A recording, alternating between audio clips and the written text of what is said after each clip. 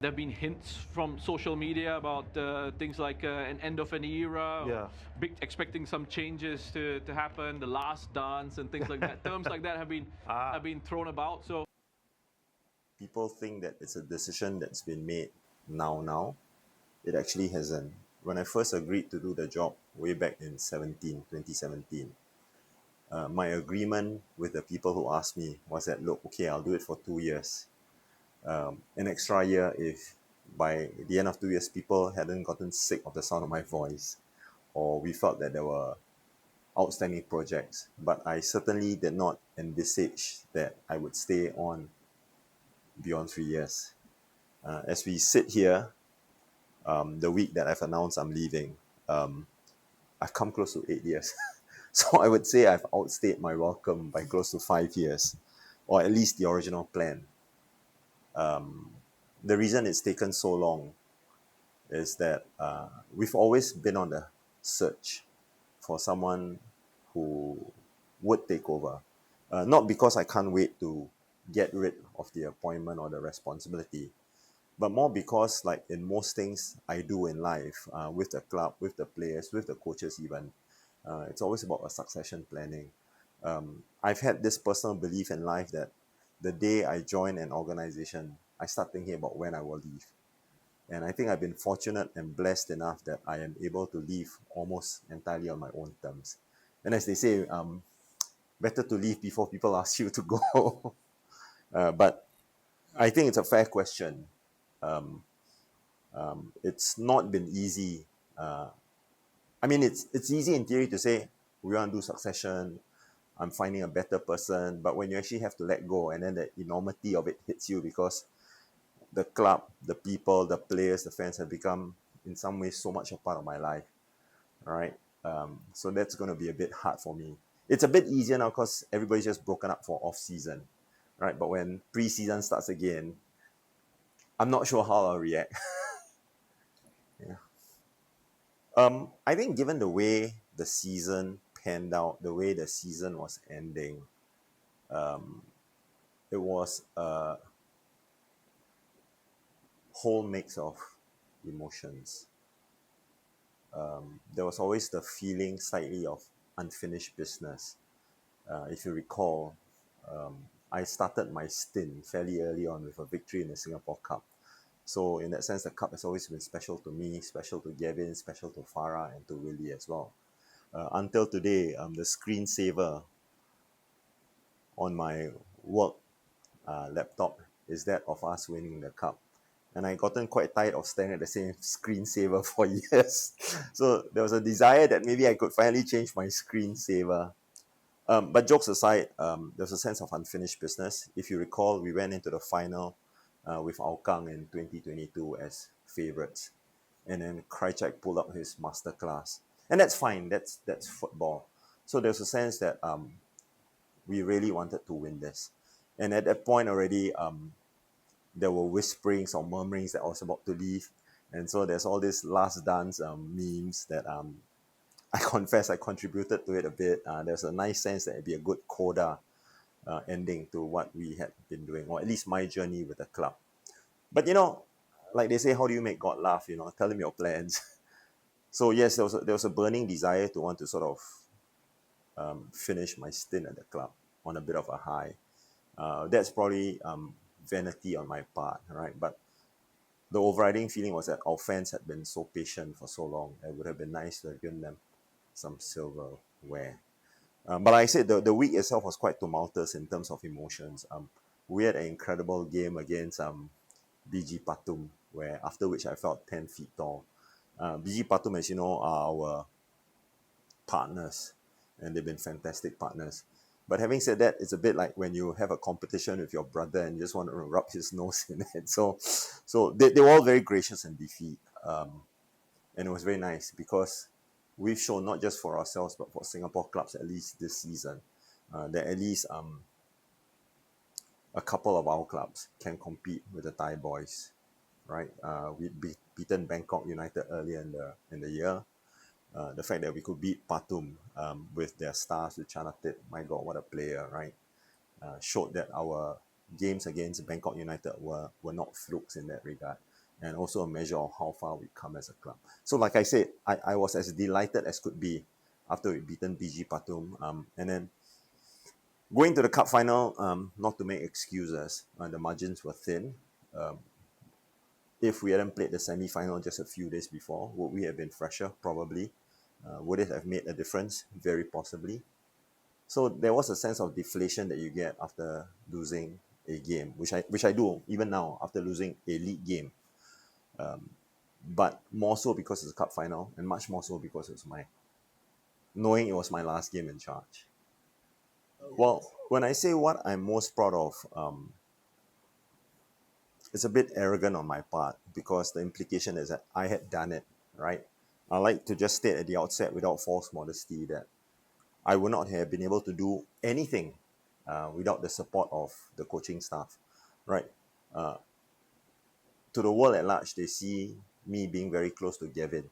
What they don't see is that I'm almost equally close to Farah and to Willie, increasingly so with Noor, who is the last of the four musketeers, as it were, to join us. Farah and I play a lot of chess together. Willie and I spend a lot of time on the phone. Because Willie double heads as a general manager. So none of what has been achieved would have been possible without them. And also the unseen people who make up the management committee, right? And they've been with me from day one. You may know the name, you may not know the faces. Nick Hunter, Nicholas Narayanan, Leong Wing Kong, my treasurer Ian Lau, bless him, right? Who every month scrambles around trying to find money. Have I missed anybody out? Long Nian, who was with us in the early years, right? And then in later years, we've had Sushil George, the guys from the Yellow Knights who make up the management committee. I mean, they give me so much strength, so much confidence, so much faith to go and do what we do. So the very long answer to your short question, what am I most proud of? You're right, it's not the silverware. I'm actually thinking back and being in a reflective mood. I'm proud of two things really. One, when you see the camaraderie amongst the players, the coaching staff, and the fans, at the risk of being rude to the other clubs, I don't think you see the same, right? I don't think you see the same. It's a often used cliche, but I think that we are a family, and I think the messages that I have received since announcing my stepping down has reflected that. I mean, the depth of emotion, right? And then every time I tell myself, "What's wrong with you? Stop crying," and then somebody will start it off again, and then I get quite emo, right? And then the sort of support I feel when the team is going through a not so great patch. And as you know, in my personal life recently, I lost my dad. The number of people who just come up to me and just say, Des, they share their experiences, they've gone through something, or Des, we feel you, or Des, can I do any? I'm just completely touched and overwhelmed. And I think that's something that I'm proud of. And it's not just me, but everybody who's come to the club has bought into this whole ethos that, while we may on the face of it be a football club, we're actually a community, right? A Tampines community, if you will. You don't have to live in Tampines to be part of the Tampines community, but we're all linked by the club, through the club, right? And a lot of our existence on a day-to-day basis centers around what the club does. And for that, everybody has played a part, and for that, I'm extremely proud. So that's the bit, like you asked.